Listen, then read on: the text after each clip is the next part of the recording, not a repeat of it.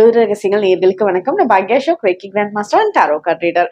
இப்போ நம்ம முன்னாடி சில வீடியோஸ்ல ஒவ்வொரு ராசிக்கும் உண்டான மந்திரங்கள்லாம் என்ன அப்படின்றத சொன்னோம்.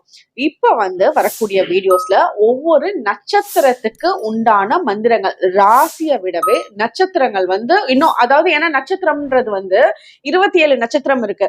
சோ அது ஒவ்வொன்றும் நமக்குன்னு ஒரு நட்சத்திரத்துல நம்ம பிறந்திருக்கோம் அப்படின்னா அது யூனிக்கா ஒர்க் பண்ணும். அதோட மந்திரங்கள் நம்ம இன்னும் சொல்றப்போ அது ரொம்ப ரொம்ப யூனிக்கா நமக்குன்னே எழுதப்பட்டதாவே இருக்கும். சோ அந்த மந்திரங்கள் நமக்கு என்ன மாதிரி தடங்கல்கள் இருந்தாலும் சரி, இப்ப நீங்க எனக்கு அதிர்ஷ்டமே இல்ல, எனக்கு எதுவும் நடக்க மாட்டேங்குது லைஃப்ல, நான் என்ன பண்ணாலும் தடங்கலா இருக்கு அப்படின்னு ஒரு நம்பிக்கை இழந்த தன்மை எல்லாம் இருக்குல்ல, அந்த நேரத்துல எல்லாம் உங்களுக்குன்னு உங்களோட நட்சத்திரத்துக்குன்னு உண்டான மந்திரங்களை நீங்க சொல்றீங்க அப்படின்னா கண்டிப்பா அதுல இருந்து மீண்டு வர முடியும்.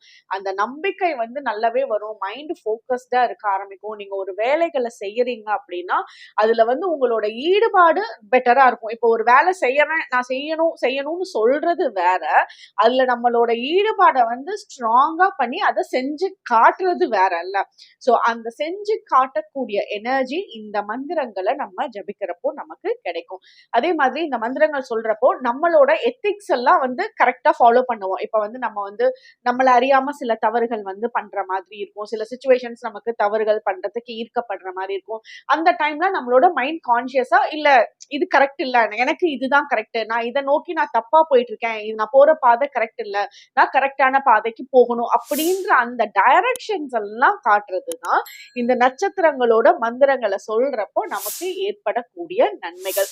சோ இது ஒவ்வொரு நட்சத்திரத்துக்குமே நீங்க அவங்க நட்சத்திரத்துக்கு சொல்றப்போ ரொம்ப அருமையான மாற்றங்கள் லைஃப்ல பார்க்க முடியும்.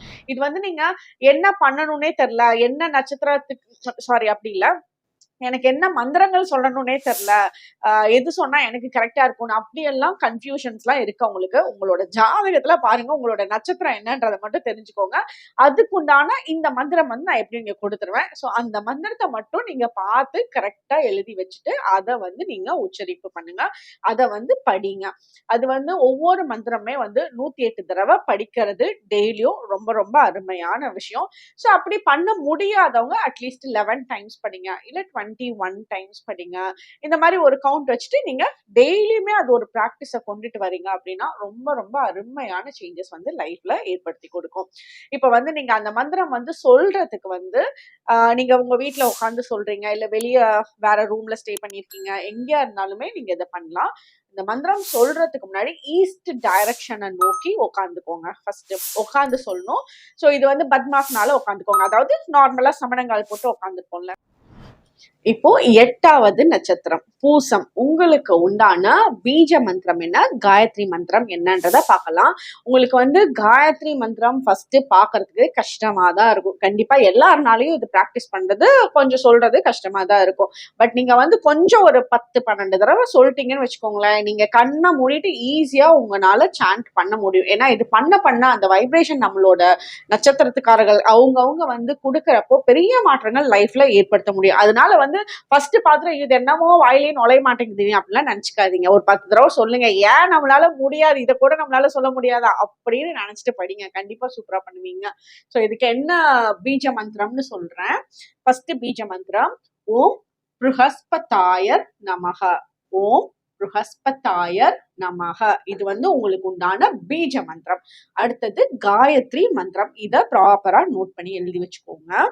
ஓம் ப்ருஹஸ்பதி அதியார்த்தியோ அர்ஹத்யுத் மத் விபதி ரிதுமன் ஜ நேஷு யத்விதாய ஸ்வாச ரிதப்ஜதாய ததஸ்மாசு திரவீனம் தேஹி சித்ரம்.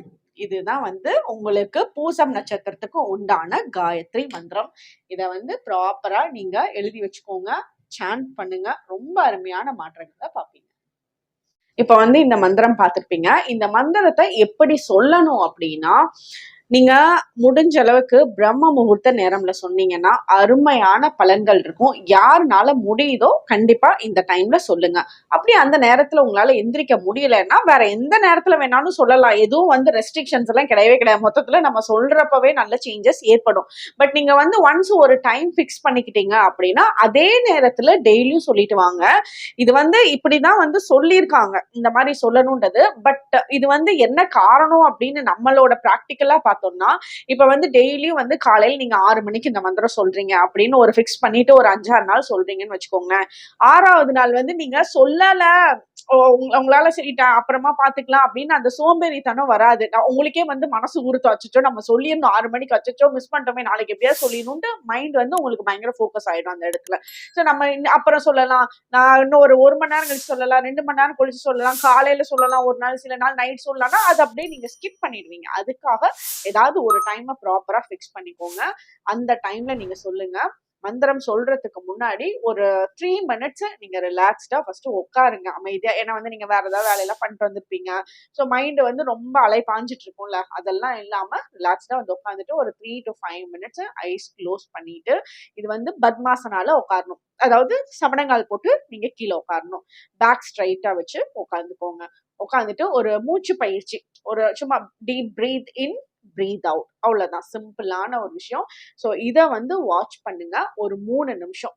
பிரீத் இன் பண்ணுங்க, பிரீத் அவுட் பண்ணுங்க. ஸோ அப்போ மைண்ட் வந்து கொஞ்சம் ரிலாக்ஸ் ஆகும், காம் ஆயிடுவீங்க. அந்த காம் ஆனதுக்கு அப்புறமா வந்து நீங்க மந்திரம் சொல்லுங்க. இதுக்கு வந்து ஏதாவது இப்படி பாருங்க, கிறிஸ்டல் பீட்ஸ் இல்லைன்னா வந்து ருத்ராட்சாவோட பீட்ஸ் எல்லாம் இருக்கும்ல, 108 பீட்ஸ் இருக்கும்ல, அந்த பீட்ஸ் வந்து நீங்க கையில வச்சுக்கோங்க. ஏன்னா கவுண்ட் வந்து உங்களுக்கு பெர்ஃபெக்டா கொடுக்கறதுக்காக. ஸோ முடிஞ்ச அளவுக்கு 108 தடவை சொல்ல பாருங்க. சப்போஸ் முடியலன்னா அட்லீஸ்ட் 21 டைம் அது கண்டிப்பா சொல்லுங்க. ஸோ இப்படி வச்சுட்டு ரிலாக்ஸ்டா ஐஸ் க்ளோஸ் பண்ணிட்டு பேக் ஸ்ட்ரைட்டா வச்சுட்டு ஒவ்வொரு மந்திரத்துக்கும் ஒவ்வொரு பீட்ஸ் வந்து மூவ் பண்ணுங்க.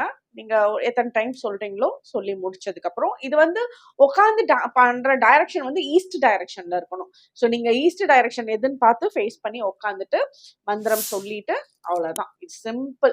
இது நீங்க சாண்ட் பண்ண பண்ண பண்ணையே நம்மளோட அந்த எனர்ஜி எல்லாம் சேஞ்ச் ஆகும் நம்ம உடம்புல. நம்மள அறியாம நம்ம செய்யற தவறுகள், எத்திக்ஸை மீறி போறது, இதெல்லாம் வந்து பண்றப்போதான் வந்து நமக்கு பிரச்சனைக்குள்ள போய் மாற்ற மாதிரி இருக்கும். ஸோ இந்த மந்திரங்கள் சொல்றப்போ என்ன ஆகும் அப்படின்னா, நம்ம உள்ளுக்குள்ள நம்ம மனசுக்குள்ள அந்த ஒரு லவ் வந்து கிரியேட் ஆகும். ஒரு கருணையோட நம்ம இருக்க ஆரம்பிப்போம். அதே மாதிரி நமக்கு மனசு அமைதியாகும். அப்ப தெளிவான கிளாரிட்டியான முடிவுகள் வந்து எடுக்க ஆரம்பிப்போம். ஸோ இந்த எல்லாமே உங்களுக்கு கம்ப்ளீட்டான ஒரு பேக்கேஜா இந்த ஒரு 4 வரி மந்திரம் நமக்கு லைஃப்ல பெரிய மாற்றங்களை ஏற்படுத்தி கொடுக்கும். உங்களுக்கு ஒவ்வொரு நட்சத்திரத்துக்கும் உண்டான மந்திரங்களோட லிங்க், வீடியோவோட லிங்க் வந்து டிஸ்கிரிப்ஷன்ல இருக்கு. ஸோ நீங்க உங்களோட ஃபேமிலி மெம்பர்ஸ்க்கு வேணும்னாலும் அதுல இருந்து எடுத்துக்கலாம். Okay, thank you.